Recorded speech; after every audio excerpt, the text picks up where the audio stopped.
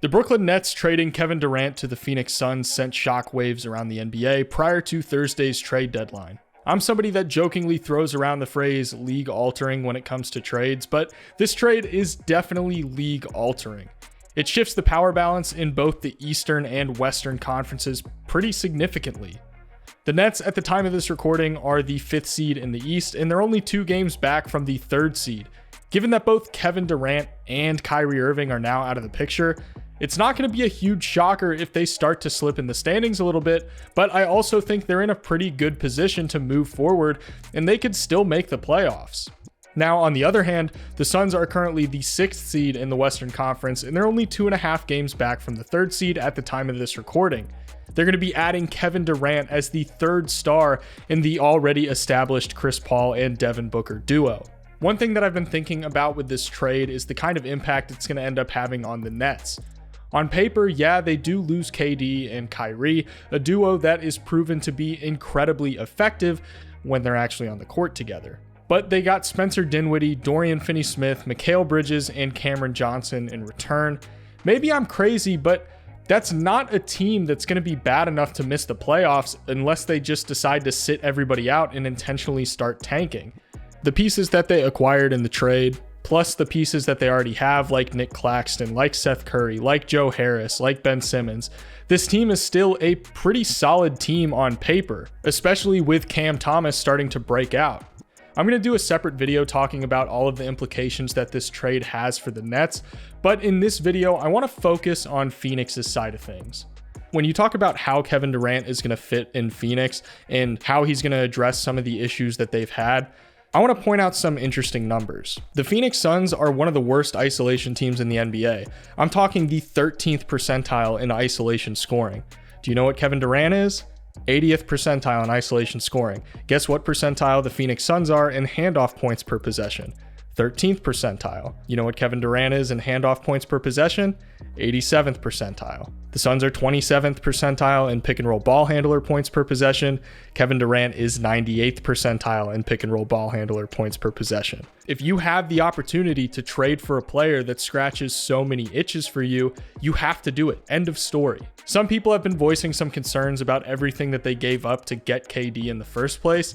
And to a certain extent, I get it. Yeah, you're giving up Mikal Bridges and Cam Johnson. These guys are 2 incredibly promising young wings, and defensively they might take a hit a little bit considering Mikal Bridges is arguably the best perimeter defender in the NBA. Cam Johnson is a very solid perimeter defender.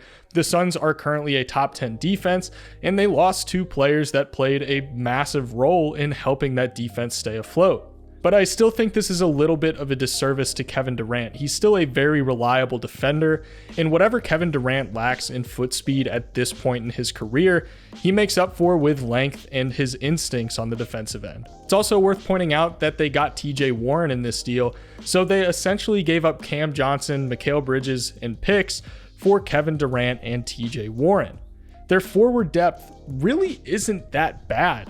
Offensively, this team is not going to have any issue putting points on the board. This trade addressed some concerns for them. It opens up a lot of flexibility in how they can run their offense. The Suns are a very heavy pick and roll team, which makes sense considering they have Chris Paul.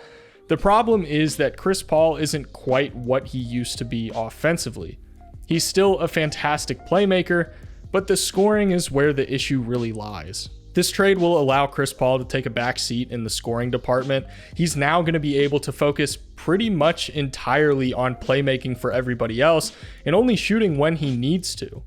He's still a very, very good 3-point shooter, so now he can just take the open threes whenever he gets them. And when the team looks on him to create for himself, when they're in a dry spell, putting points on the board, he can still do that. Mikal Bridges had shown a ton of great offensive flashes this year, and he was showcasing some really promising development, but the problem is that the Suns don't have time to wait on development. When you're a team like Phoenix, your window, as far as winning a championship goes, is only so big, so you have a couple of options. You can either wait on Mikal to develop, which might result in your window closing, or you can trade him for a guy like Kevin Durant and maximize your chances of winning while Chris Paul is still productive. I mean, the Suns are going to be able to roll out a 4-man lineup of Chris Paul, Devin Booker, Kevin Durant, and DeAndre Ayton. I don't really know how you go about stopping that lineup, because not only are all 4 of those guys very, very talented players, but they also bring so many different skill sets to the table, making them a very dynamic offense as opposed to being limited to just playing one way.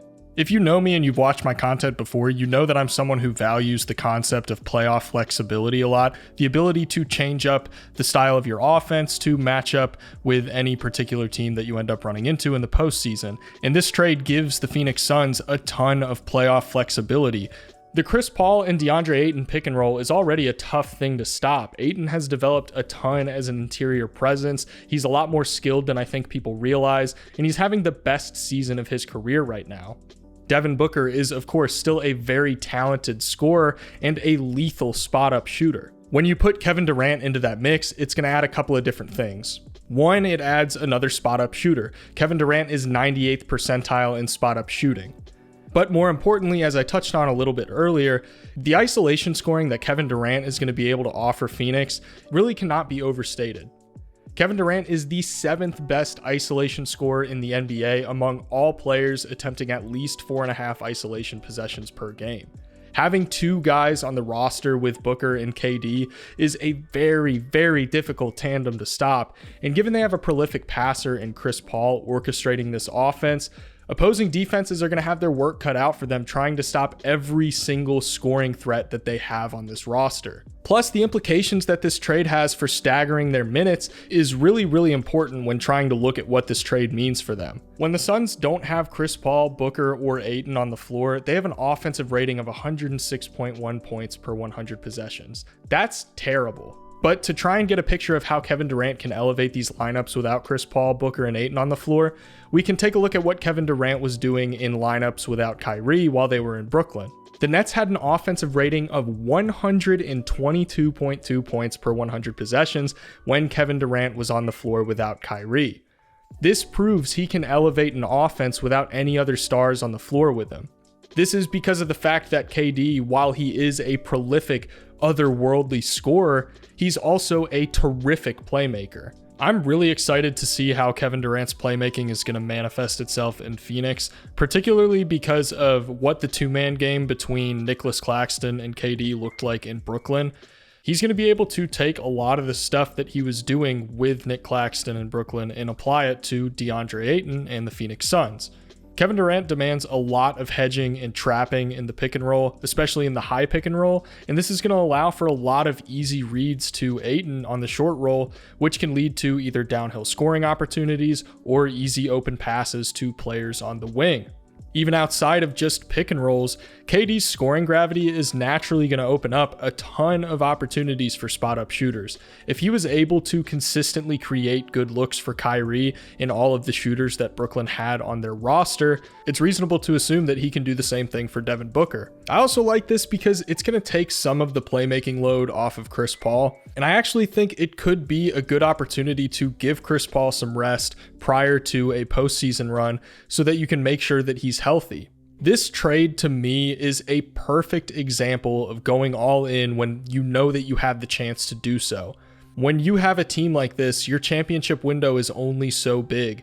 At a certain point, you have to decide if you want to keep kicking the can down the road or if you want to roll the dice and go out and get literally one of the greatest players in the history of basketball to try and win a ring while you have Chris Paul, Devin Booker, and DeAndre Ayton. This team was just in the finals 2 years ago. They can definitely make it to, at minimum, the Western Conference Finals if they stay healthy, and they could become one of the most offensively potent teams we've ever seen.